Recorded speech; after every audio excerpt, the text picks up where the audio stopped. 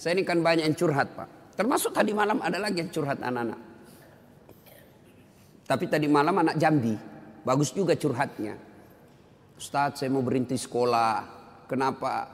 Saya tidak tega lihat ibu saya kerja. Saya kena tipu, bapak saya kontraktor, kena tipu Ustadz. Saya sekolah tapi saya tidak yakin bisa dapat kerja yang baik. Nah ini baik, ini curhatnya yang begini.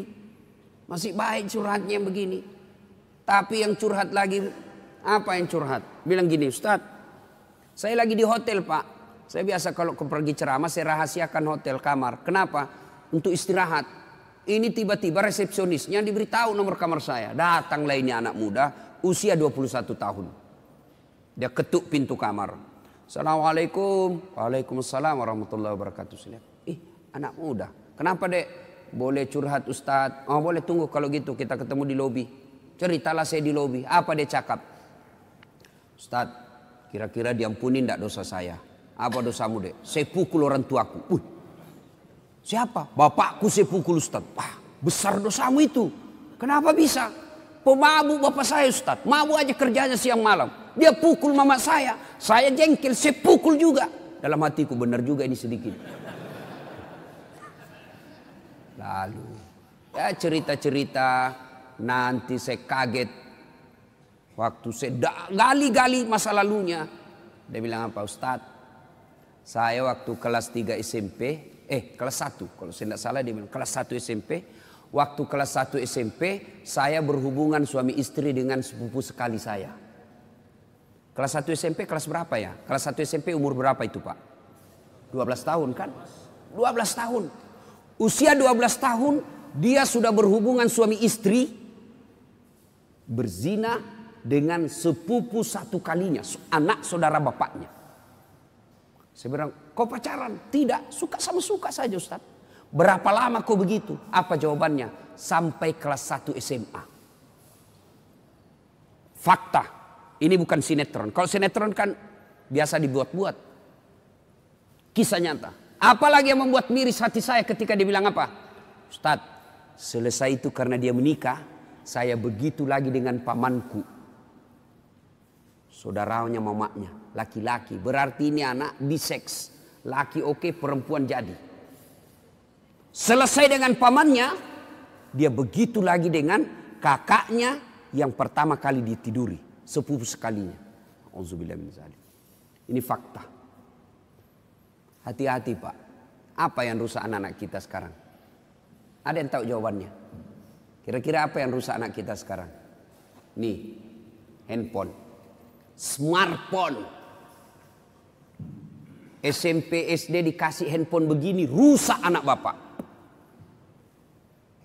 Metode mendidik orang tua sekarang mulai hilang jauh dari nafas Islam. Orang tua kita dulu tidak ada sekolah, tidak ada gaji bulanan, tidak ada rumah dinas, tidak ada kendaraan dinas, tapi anaknya bisa dia didik menjadi orang-orang hebat. Coba lihat orang-orang tua dulu, cara mendidik anaknya. Coba lihat, saya ingat, saya kecil, satu tempat tidur 4 kami di atas. Sampai SMA. Satu tempat tidur. Tujuannya apa? Ternyata apa? Oh, menimbulkan kekerabatan, emosi di antara saudara. Apalagi, ada yang menjadi spionasenya orang tua. Ada jadi mata-matanya orang tua. Mak, pacaran kakakku. Kenapa kau tahu? Saya dapat suratnya di kamar. Kenapa? Ada yang jadi mata-mata. Dulu kita mau pergi main, saya paling sering itu ditolak sama teman-teman. Karena kalau saya main, mak, saya mau pergi main. Apa kata mamaku? Iya, kau pergi tapi bawa adikmu. Orang Bugis bilang matarana. Tidak tahu saya bahasa Dumai sini apa. Kalau kita pergi main, syaratnya boleh tapi bawa adik, urus adik. Pergilah. Saya biasa ditolak sama teman, dia bilang, tidak usah kau kasih masuk dasat. Adiknya cerewet, lagi main nangis lagi adiknya. Apa tujuannya Pak? Menjalin persaudaraan dan tanggung jawab sejak kecil. Kita minta duit, tidak langsung dikasih itu. Pak, saya membayar besok. Apa kata bapak kita? Sudah, kau bersihkan dulu itu nak, toilet. Pak, saya membayar besok. Kau isi bak mandi dulu. Itu dulu, orang tua dulu. Sekarang bagaimana Pak?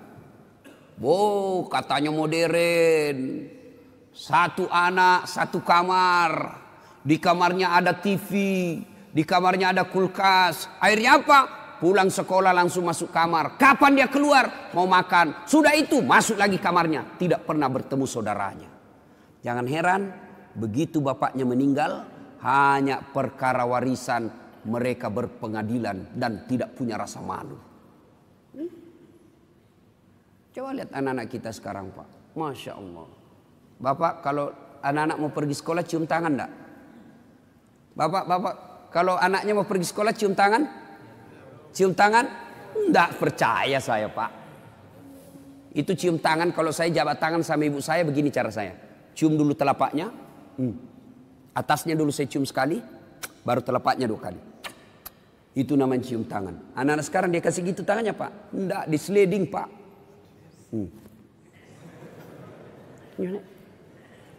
Begini saja caranya. Di kepalanya di sini. Sekali tangannya cowoknya tabek, Kak. Beleng-beleng. Hormat betul sama cowoknya, sama mamanya kurang ajar. Kalau mamanya yang telepon, nah jemput dulu ibu, bapakmu ndak bisa jemput, bapak masih sibuk di kantor. Apa jawabannya anak laki-laki? Capek mak, baru pulang kuliah. Memang enak kuliah mak, mama ndak pernah rasakan kuliah sih. Capek, saya ndak bisa. Giliran ceweknya yang nelpon, Kak jemput dong. Tunggu dek 10 menit saya datang. Inilah anak-anak kita.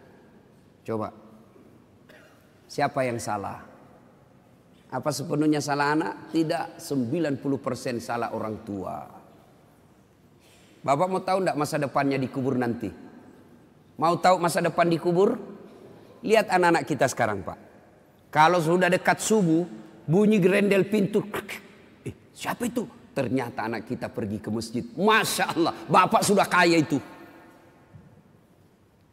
Jam 5:30 anak-anak sudah pada pulang. Buru-buru mandi. Kenapa? Mau datang berjamaah ke masjid. Bapak sudah kaya meskipun bukan anggota DPR. Berapa banyak orang tua saya lihat. Pejabat publik, kepala dinas, pejabat berteras. Dicium tangannya sama pegawainya di kantor. Dimuliakan. Mau naik mobil dibukakan pintu mobilnya. Tapi sampai di rumahnya dilempar sama anaknya yang masih SMP. Orang tua paling miskin itu. Suatu ketika Nabi menuju ke satu tempat. Dalam perjalanan menuju ke tempat tersebut, Nabi melewati pemakaman. Nabi melewati pemakaman, lalu Nabi bersabda, saudara-saudara sekalian, langkahkan kakimu dengan cepat. Sahabat melangkahkan kaki dengan cepat. Sampai di tujuan. Balik lagi Nabi, melewati rute yang sama. Sahabat ketika lewat di pemakaman, langkahkan kakinya dengan cepat. Nabi bersabda, tidak usah cepat-cepat, tidak usah buru-buru, tenang saja. Sahabat bertanya, ya Rasulullah, tadi waktu pergi kami disuruh buru-buru, kan pulang tidak lagi. Ada apa ya Rasul? Nabi menjelaskan, begini, andai saja kau diberi telinga seperti pendengaranku, kau akan tahu betapa disiksanya tadi ini orang dikubur. Waktu pergi disiksa, saya tidak tahan, tidak betah, tidak tega mendengar dia diazab. Maka saya buru-buru supaya saya tidak dengar lagi dia disiksa. Tidak tahan saya dengar dia disiksa. Balik, tidak lagi. Kenapa ya Rasul? Saya mendapat berita dari Jibril. Allah perintahkan kepada malaikat penyiksa di kubur. Wahai malaikat, siksaanmu, hentikan siksaanmu. Tidak mungkin kusiksa itu orang tua di kubur. Sementara anaknya di dunia lagi belajar mengaji, membaca. Bismillahirrahmanirrahim. Baru bismillah dengan nama Allah pengasih penyayang. Baru itu dia baca. Allah perintahkan hentikan siksaanmu. Maka bapak-bapak, kekayaan kita sesungguhnya yang bisa membantu kita dikubur bukan rumah, bukan mobil, bukan tabungan, bukan kebun sawit. Tapi yang bisa menolong bapak ketika sudah di alam kubur adalah anak. Ibu-ibu saya tanya ibu. Ibu, kalau ibu meninggal kira-kira siapa yang doakan ibu? Suami? 3 bulan dia kawin lagi. Ini fakta Pak. Saya kan selalu belajar di medsos itu. Ada kawan saya naik haji, meninggal istrinya, Nangis betul, nangis betul. Nelpon saya nangis terus. Sampai bengkak matanya.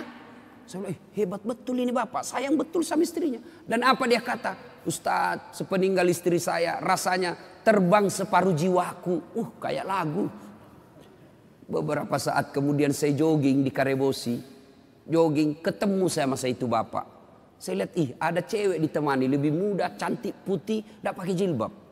Saya tanya, Pak Haji, siapa itu? Dia bilang, yang baru Ustaz.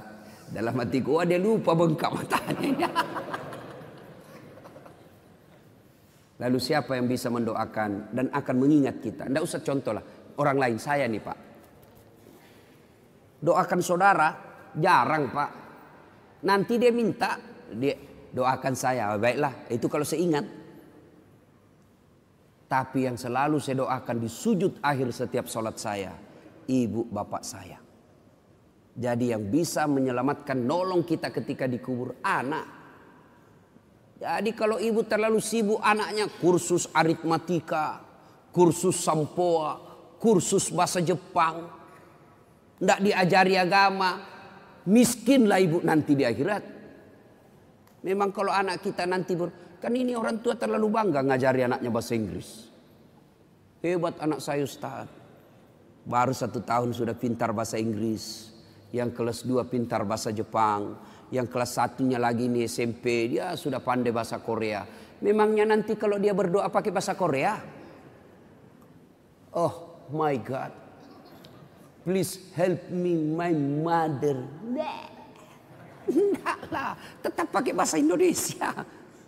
Maka ibu bapak saudara-saudara sekalian. Nah, bagaimana cara didik anak?